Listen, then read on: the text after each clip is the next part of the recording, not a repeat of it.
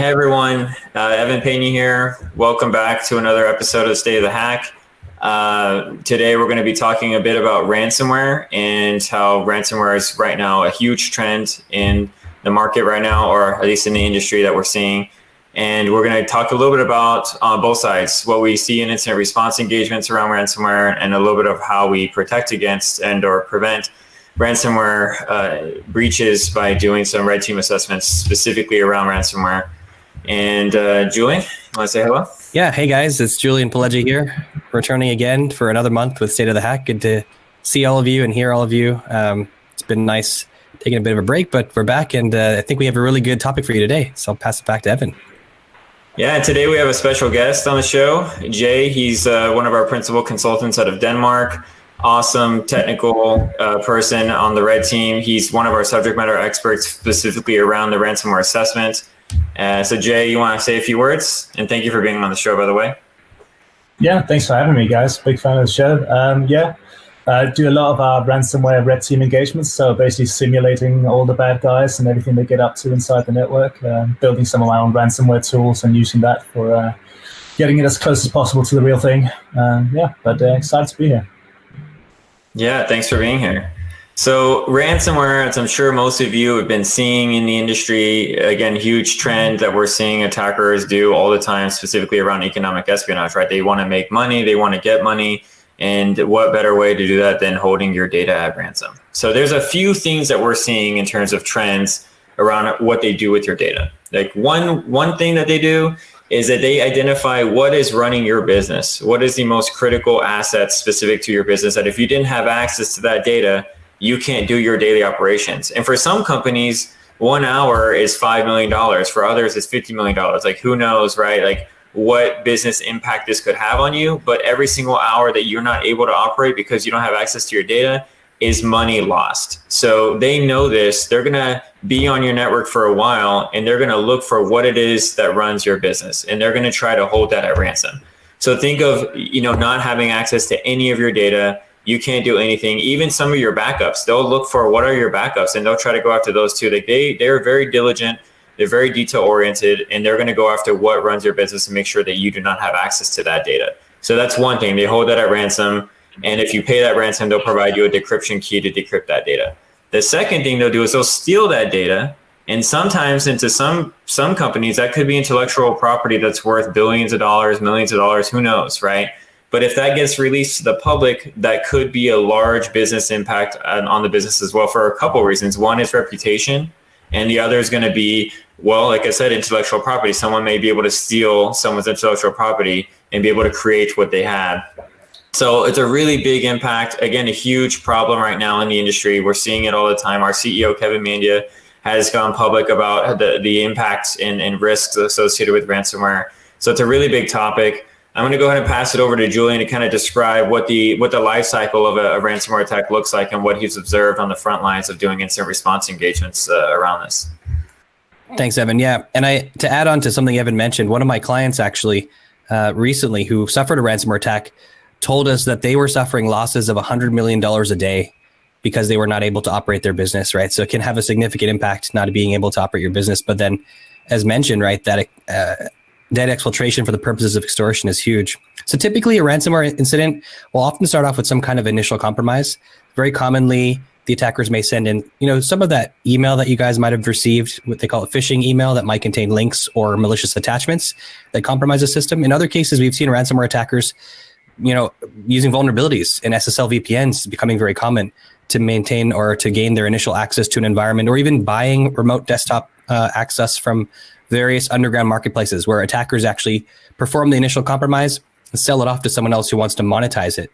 So there are a number of ways that the attacker will get in, but once they're in, the method that they follow typically is usually fairly standard, and I'll describe what we see regularly.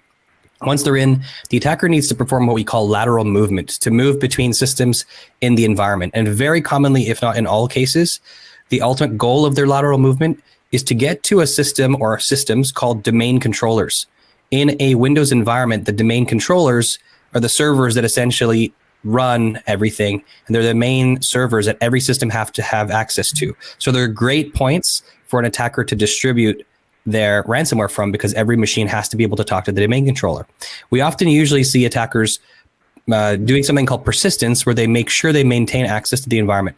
That usually looks like them putting backdoors in certain places. However, in the case where they have a VPN access, I described, if they used a vulnerability in a VPN software, they may just have the VPN as their persistence mechanism. And it's not really considered a persistence mechanism. It's just more the method of access that they're using.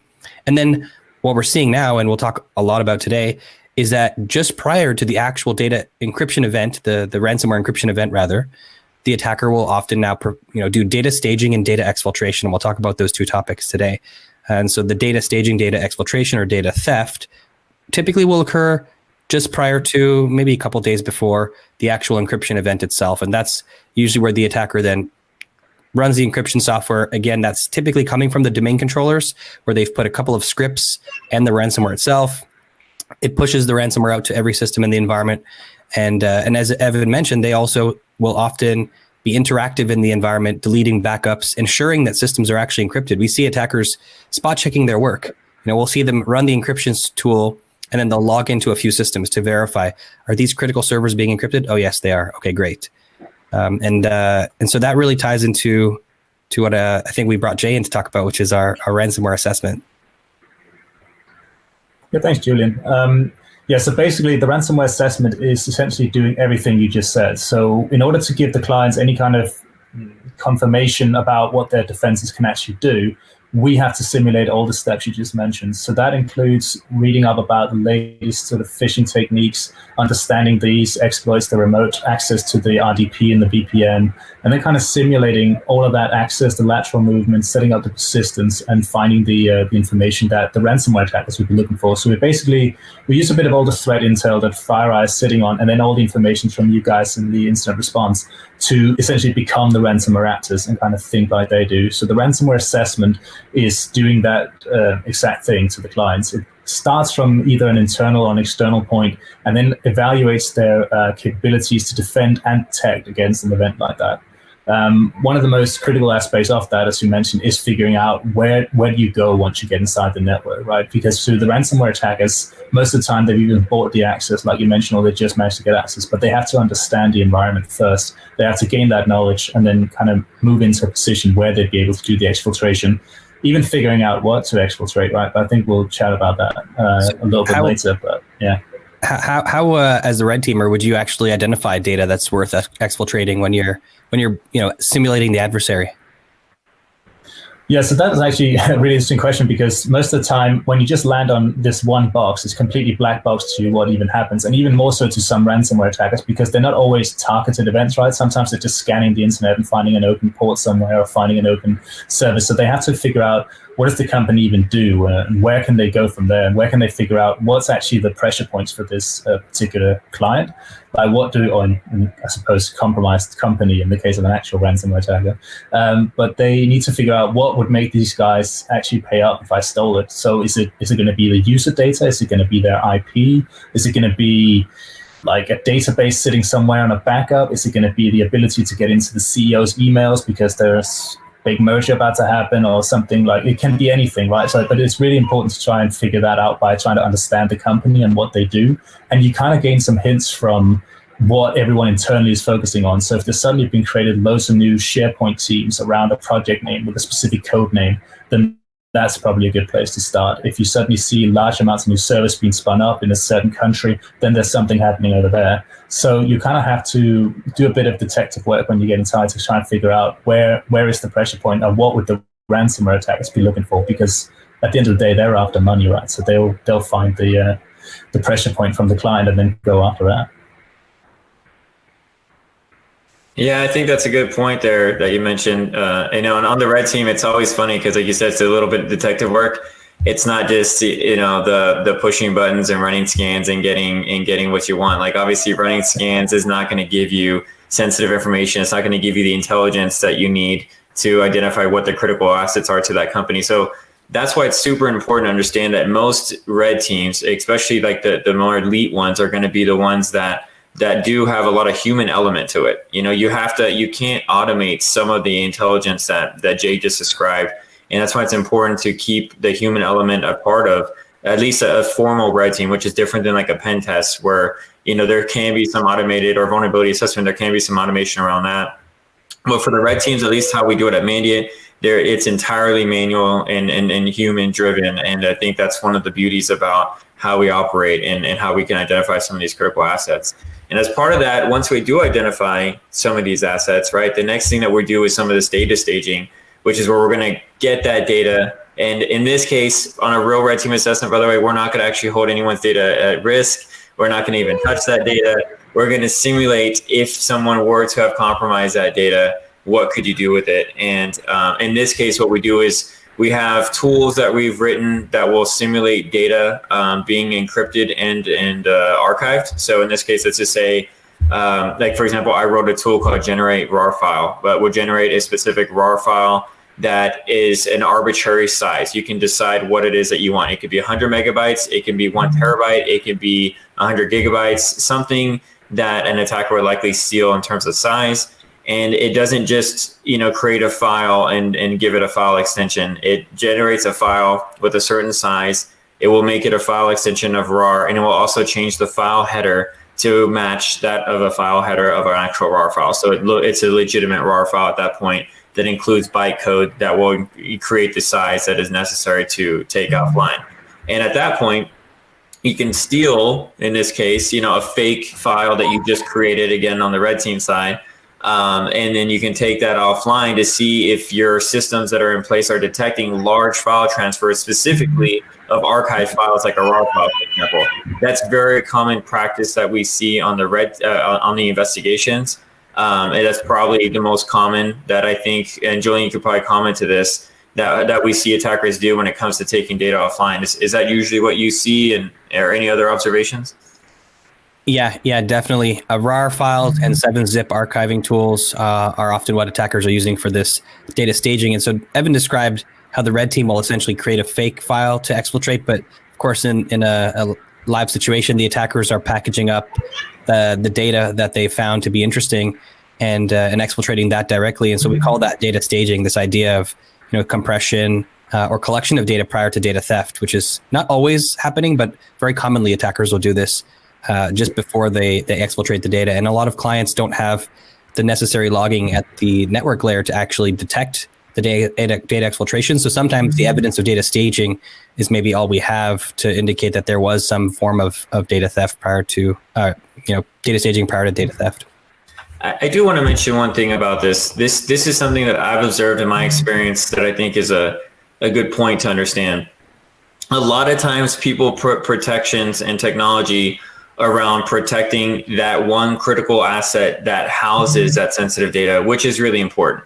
One, segmentation, 100%, multi-factor authentication, 100%. Like, these are all really good and should be implemented. Like, in theory, it should be difficult, if not almost impossible, to access the system that stores the data that we're looking for.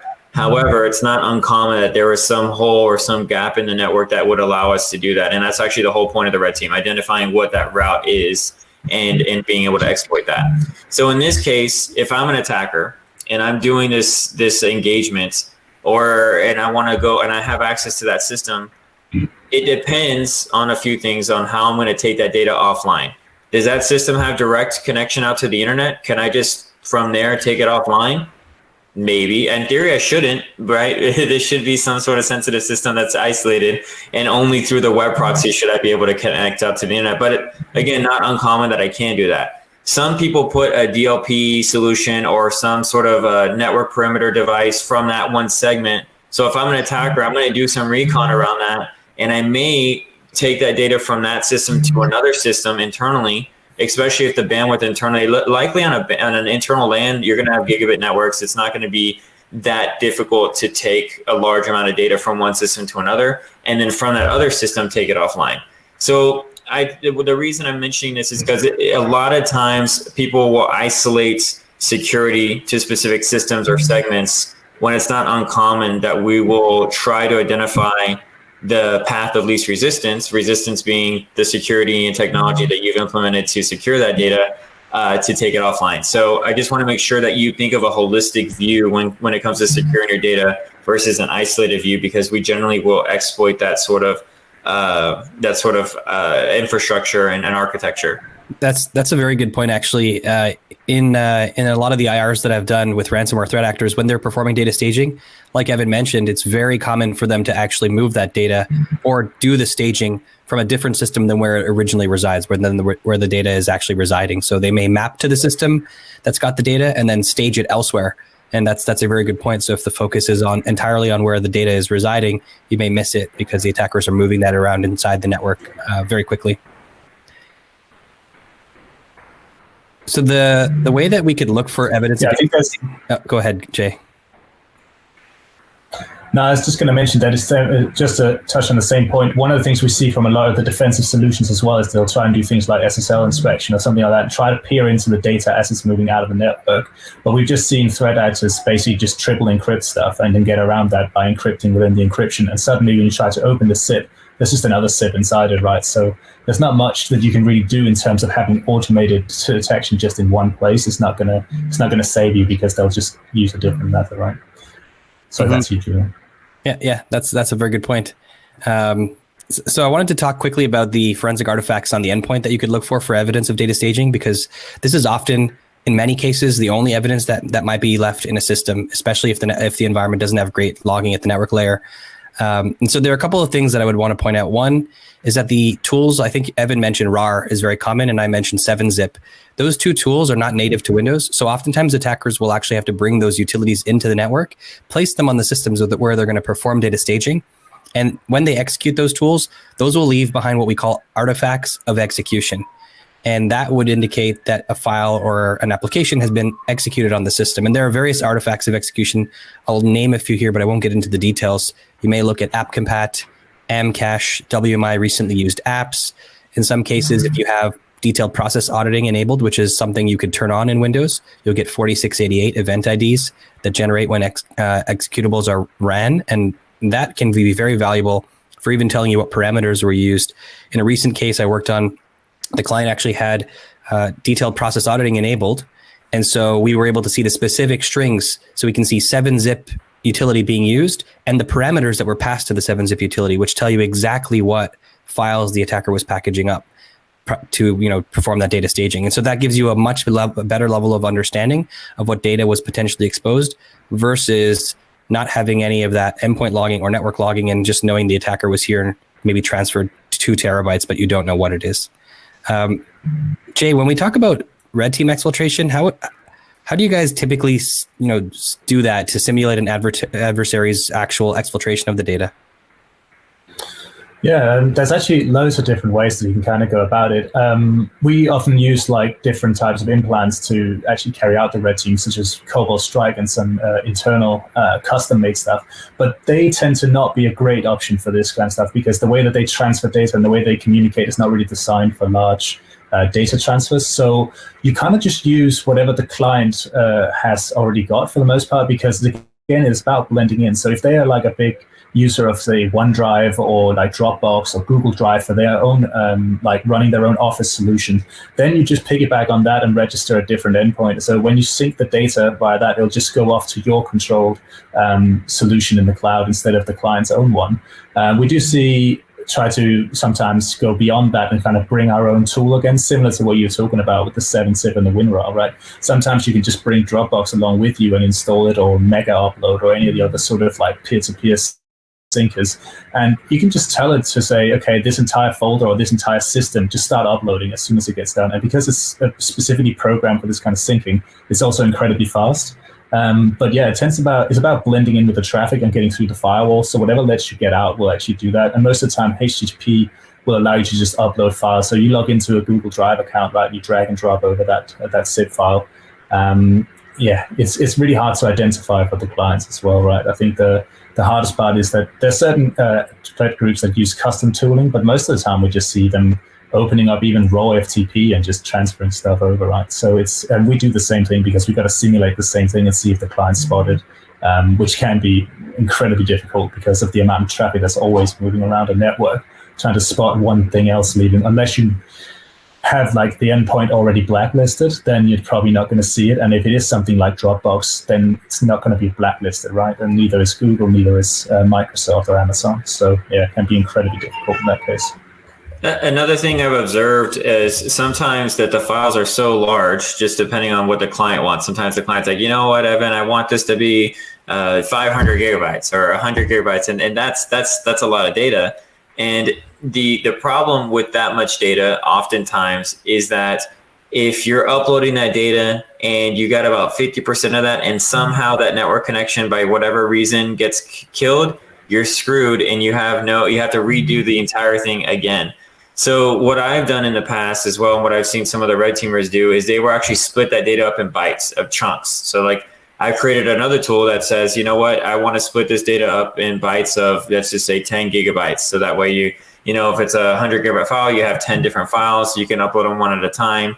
And that if you're somehow the connection gets dropped or somehow there's some sort of interruption in the transfer, you can just start back from, you know, the one file that you were missing and continue on. So that way, at the end, when you get all the files together, you can then create the entire file again and maintain the integrity of the entire file. But that's one good way if you're doing a large data transfer to make sure that you get the whole thing. If again the connection gets disrupted by any means, that's something that I've commonly seen as well.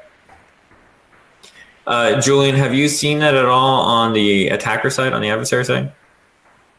Yeah, definitely. Especially with tools like WinRAR 7-zip, they offer kind of multi-archive capability. So when you're creating the archive, it'll split it like into pieces, like you just described, Evan. So we'll see attackers do that. Not as often. It's not something I'd say happens every time, but it definitely does happen when they'll break it down when it's very large archives.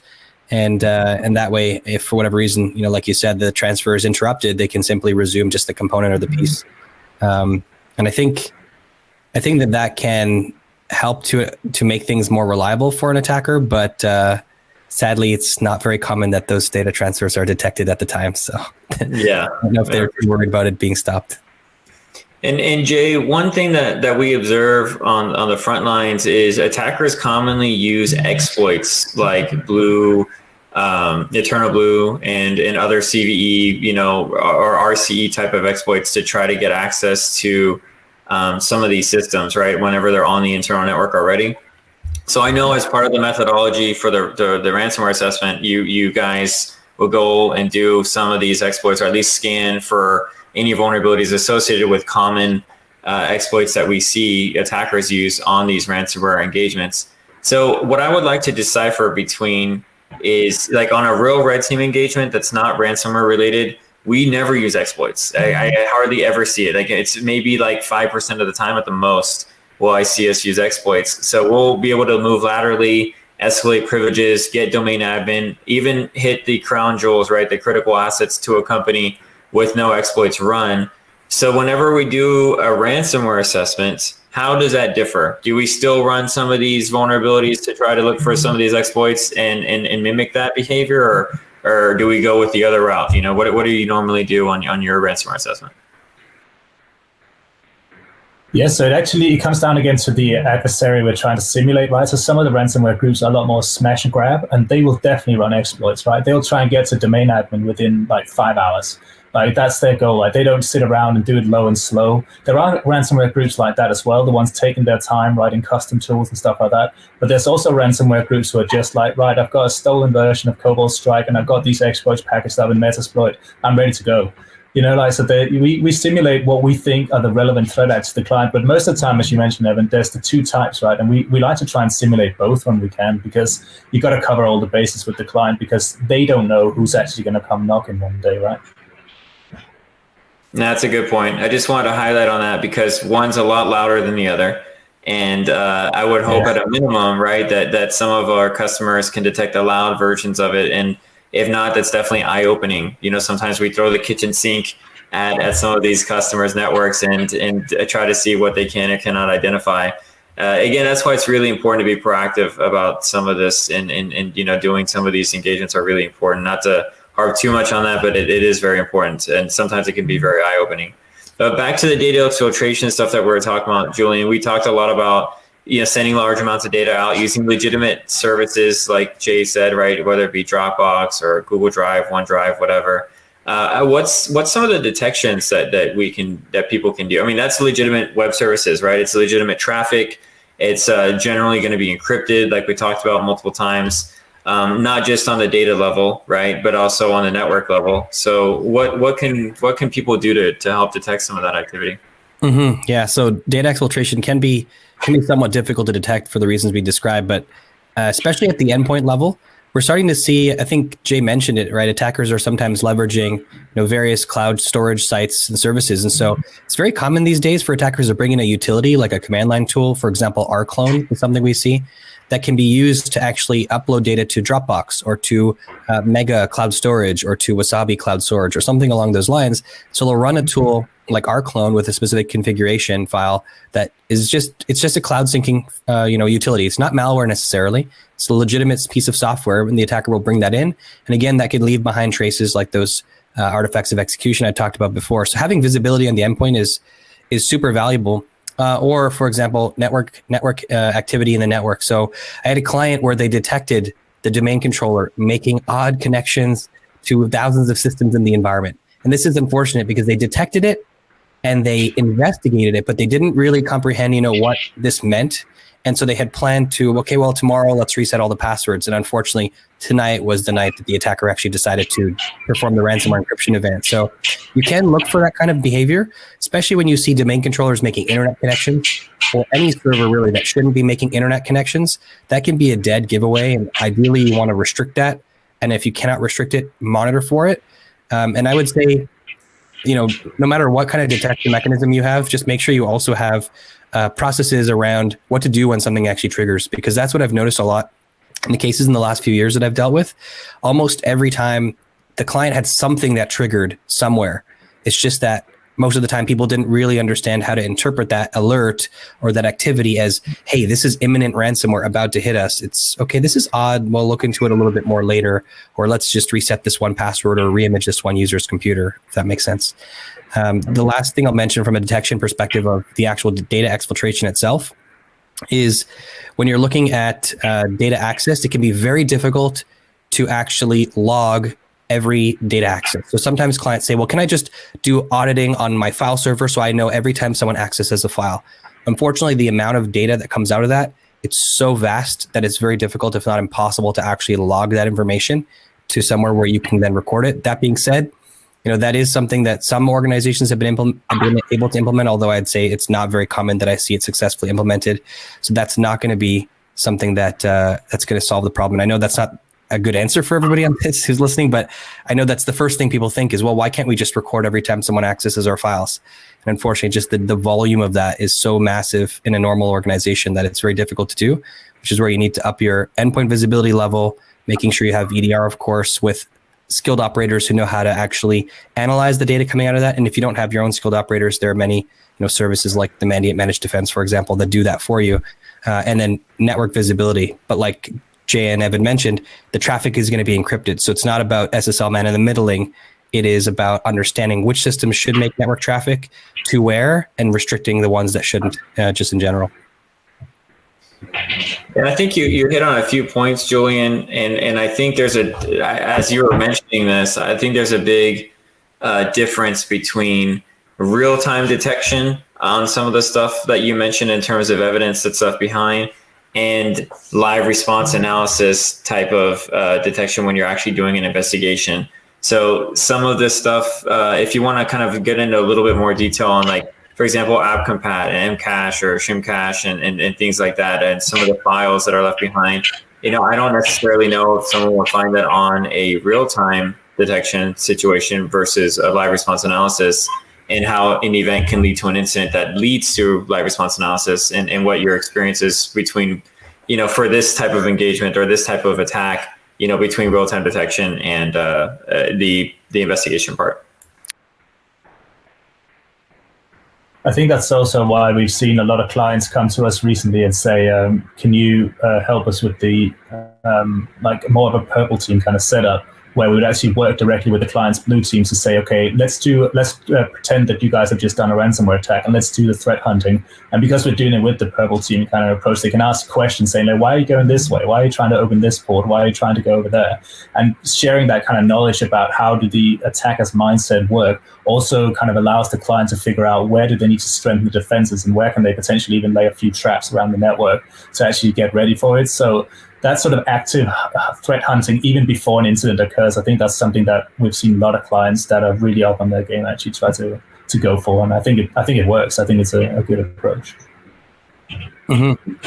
And then to contrast the live response analysis versus real-time detection, I think live response analysis, for folks listening, that is when you are doing analysis historically on a system that you think might be compromised, so suspected compromised, where we collect what we call forensic metadata from a machine and do analysis on it. That's what we refer to as live response analysis. The machine is still on. It's not taking a disk image. It's actually collecting just the forensic metadata from a live system and analyzing it, in contrasting with the real-time alerting, like Evan was referring to, that might come out of an EDR. Is that what you're talking about, Evan, or was there something else you're looking for clarity on? Yeah, no, that exact thing, because I think some people, when we talk about some evidence left behind, at least in my experience, some customers will be like, well, why can't we detect on that? And it's like you said, sometimes it's just too much data. Like it's not supposed to be detected in real time. And so I think some evidence is supposed to be detected in real time versus others is supposed to be detected during the investigation, and just kind of deciphering between the two so that we set the expectation that not all of the evidence that we mentioned would be detected. That's a good point. Yeah, absolutely. Well, I think, we kind of highlighted a lot on the overall ransomware attacks that we're seeing and also some of the engagements that we performed. Looks like Jay's phone just went off. Popular guy. All good. So anyways, I think it's important to just kind of understand the impact of what a ransomware assessment can have on a business, right? Like re-emphasizing what I mentioned at the beginning of this episode, is just that this is something that's going to continue to happen. It's a huge trend. It's not difficult for attackers to monetize on this because normally they get paid in Bitcoin, which is untraceable. So, that's an easy way, again, for economic espionage to monetize on an attack. And you can do it fairly quickly. Like Jay said, sometimes within a day, we've seen entire networks get compromised and the entire data be held at ransom. And again, business impact could be huge. So I think it's really, really important to be proactive about these sort of things, making sure you're prepared to respond to some of these assessments and making sure that your data is protected. That's the number one thing I think that we're trying to hit on during this episode, and also just raise awareness of how important it is, or how much of an impact it is and how much we're seeing it in the industry. This is the most common attack that we're seeing and have seen for the past few years now.